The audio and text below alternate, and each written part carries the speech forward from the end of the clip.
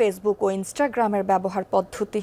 শিশু ও কিশোরদের মানসিক স্বাস্থ্য ক্ষতি এবং গোপনীয়তা লঙ্ঘনের অভিযোগে যুক্তরাষ্ট্রের ক্যালিফোর্নিয়া সহ ৩০টি অঙ্গরাজ্যের দায়ের করা মামলায় জুরি ট্রায়ালের মুখোমুখি হতে যাচ্ছে প্রযুক্তি জায়ান্ট মেটা।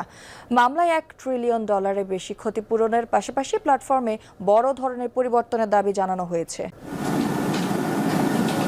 ফেসবুক ইনস্টাগ্রামে স্ক্রল করতে করতে কখন যে ঘন্টার পর ঘন্টা পার হয়ে যায় টেরই পাওয়া যায় না। তরুণদের ক্ষেত্রে এই আসক্তি এখন আরও ভয়াবহ।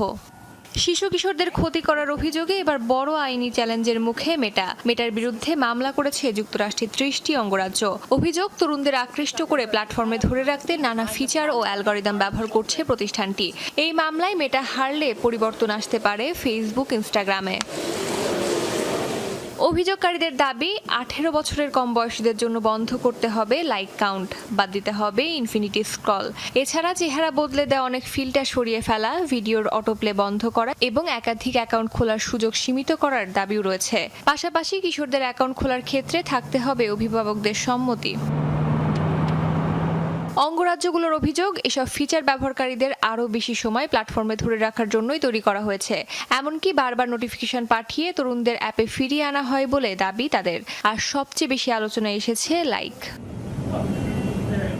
মেটার নিজেদের গবেষণাতে উঠে এসেছে, লাইক কাউন্ট তরুণদের মধ্যে অন্যের সঙ্গে নিজের তুলনা করার প্রবণতা বাড়ায়। এর সঙ্গে একাকিত্ব, নিজের শরীর নিয়ে নেতিবাচক ধারণা এবং খারাপ মানসিক অবস্থা সম্পর্কও পাওয়া গেছে বলে মামলায় উল্লেখ করা হয়েছে।